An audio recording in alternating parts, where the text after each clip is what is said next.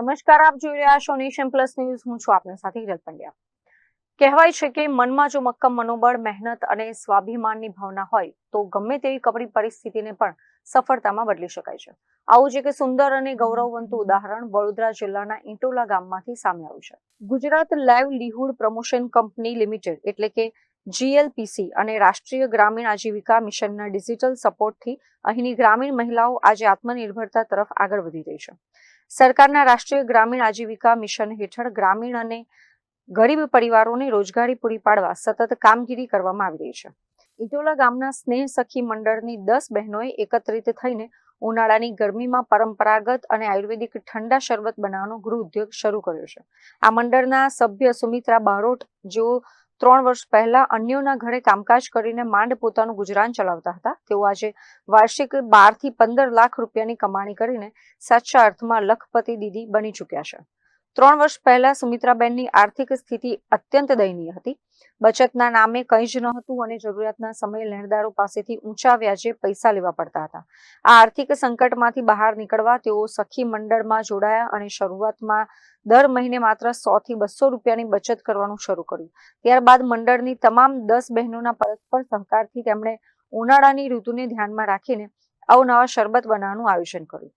આ સખી મંડળની સૌથી મોટી ખાસિયત એ છે કે તેઓ બજારમાં મળતા કેમિકલયુક્ત પીણાને બદલે સંપૂર્ણ નેચરલ સિઝનલ ફ્રૂટ્સ, ફૂલો અને આયુર્વેદિક જડીબુટ્ટીઓનો ઉપયોગ કરીને શરબત બનાવે છે. એટલું જ નહીં, સ્વાસ્થ્ય માટે હાનિકારક ખાંડના બદલે શુદ્ધ ખડી સાકરનો ઉપયોગ કરીને આ શરબત બનાવવામાં આવે છે.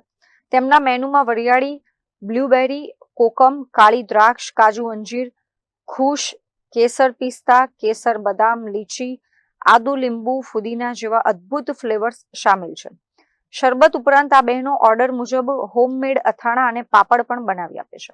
સ્નેહ સખી મંડળ અમારું છે નાનકડું, અને 11 બહેનો છીએ. અમે 11 બહેનો મળીને શરબત, પાપડ, અથાણા છે, વેફર છે, બધું બનાવીએ છીએ, જાતે બનાવીએ છીએ અહીંયા.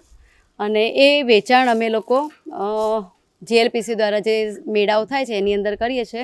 અમે એક મેળો હોય જે 10 દિવસનો GLPC કરે છે, એમાં અમારી આવક 30 થી 40 હજાર થઈ જાય છે એક મેળાની અંદર. એટલે 2 કે 3 અમે કરીએ તો 50-60 હજાર જેવું અમને મળી જાય છે.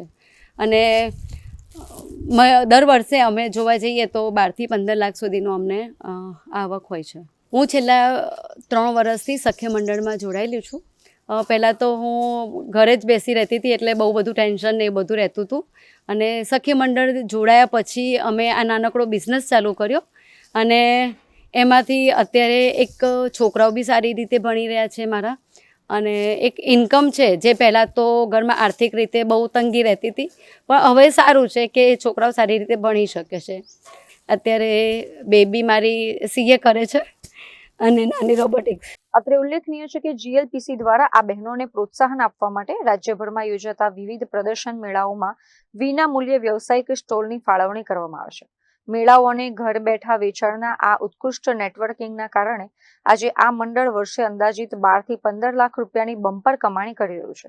સુમિત્રાબેનની આ પ્રેરણાદાયી જીવનકથા આજે વડોદરા અને સમગ્ર ગુજરાતના ગ્રામીણ વિસ્તારોની હજારો મહિલાઓ માટે આત્મનિર્ભર બનવાનો એક નવો રાહ ચીંધી રહી છે.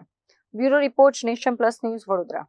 સમાચારોનો સતત અપડેટ મેળવવા માટે અમારી નેશન પ્લસ ન્યૂઝની YouTube ચેનલને સબસ્ક્રાઇબ કરો, બેલ આઇકન દબાવો અને જોડાયેલા રહો Facebook, Instagram અને Twitter પર.